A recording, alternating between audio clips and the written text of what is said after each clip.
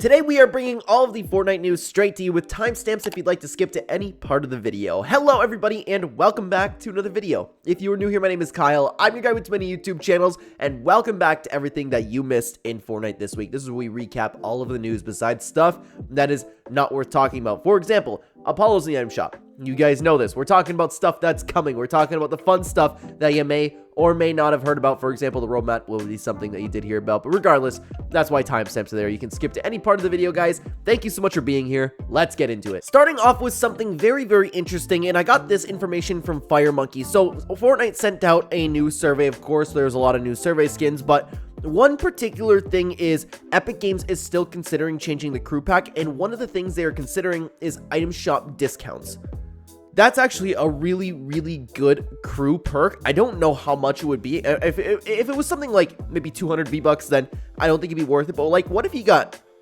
yeah, it has to be percentage now I'm thinking about it, because I'm like, well, if you knock off 500 V-Bucks per every purchase, then you could have a bunch of stuff for free. So that wouldn't make sense. It would probably be some sort of percentage cut, but that's a really interesting idea, because I would imagine Epic Games is still trying to improve the Crew Pack because not a lot of people are signing up to the crew. I haven't been a crew member for a very long time, just didn't seem worth it to me. It's very expensive over here in Canada, but what can you do? It's very interesting though. Now, of course, we have the piece of news that all of you know about, the Donald Mustard interview. Out of nowhere, Donald Mustard has been interviewed, and we figured out the biggest takeaways were Epic Games is focusing on the metaverse. Donald Mustard ended on Chapter 3, Season 3, Vivin. That was the last season you oversaw. The metaverse is here to stay, and the storyline for Fortnite is unfortunately not Epic Games' top priority, and they're going to have one live event a year.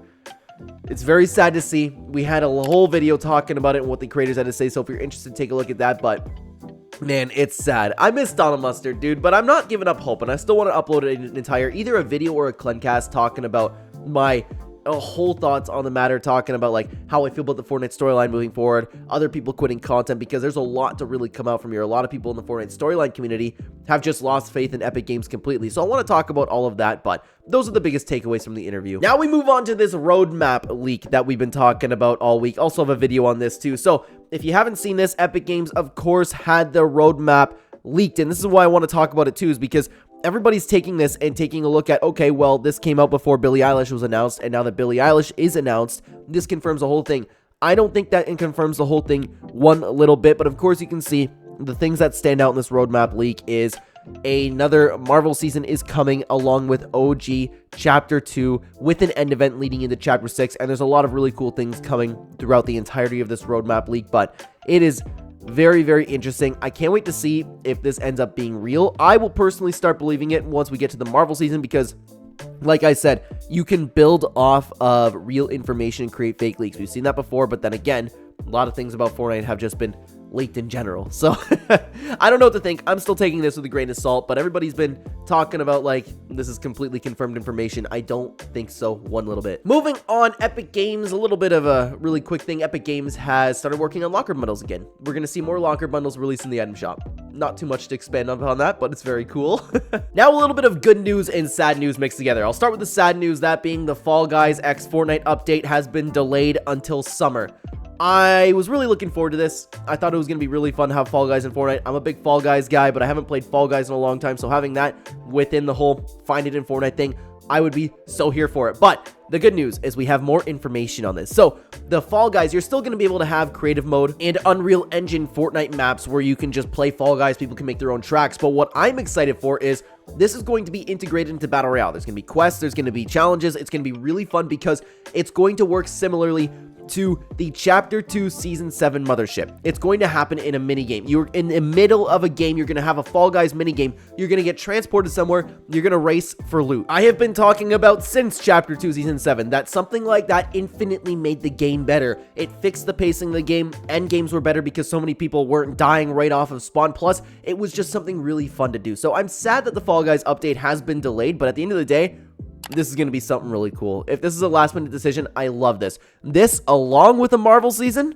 That's going to be fantastic. I can't wait for that season, dude. Moving on, it's important to note that this is just a rumor. This is not confirmed. So we do know, though, that we are getting another wave of My Hero Academia skins. Hopefully, we bring back the Deku Smash, my beloved Deku Smash. I miss that thing so much. But for the skins coming back, according to, and I saw this on HypeX's page, this is just a rumor that the next wave of skins is going to be villains from My Hero Academia. I don't know anything about MHA. I just play with the Deku Smash, and I love the Deku Smash, but for those of you who do like the show, we're going to get villains. I don't want to say likely, but it's a rumor that we're going to get villains for the next wave of skins. Now, guys, really quick pause on the video. I've been yapping too much about it. I've been watching back my video, so I'm going to say this really quick, guys.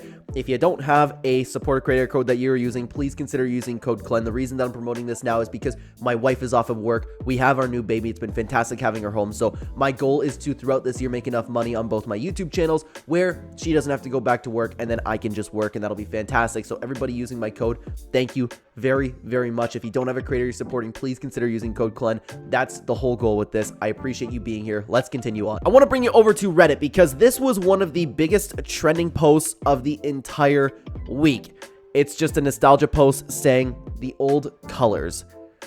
I actually think this is beautiful. This is nostalgic. Like, I have always been somebody who has been a little bit indifferent to Fortnite's art style. I will say for Chapter 5, it looks a little bit too, I don't want to say realistic, but like dark and gloomy. I don't know if that's the right way to put it. They just strayed away from it a little bit too much in Chapter 5, in my opinion, but it's still nothing to go crazy about. I thought Chapter 4's graphics were phenomenal, but regardless, there's just something special about these old colors, man. It looks phenomenal. I'm sitting down and I'm looking at the old gun models. I like those the best personally, but it's a very, very nostalgic pose, and people still miss the colors to this day. Continuing on, Epic Games has now put out a setting for confrontational emotes. If you do not want to see something like Take the L, Make It Plantain, and there was a few other emotes on there. Regardless, you can actually hide those emotes, so it'll look like a character is doing nothing if you don't want to see it. Now, something that I do want to point out is this has been turned on by everybody by default. So you have to go in your settings and turn this off if you still want to see Take the L, if you still want to see all of those emotes. It's a crazy, crazy change. The world is going soft. If you'd like to hear what a bunch of creators and people over on Twitter had to say, check out this video on screen. We dive into all of it. It's crazy. Thanks for watching, guys. Take care.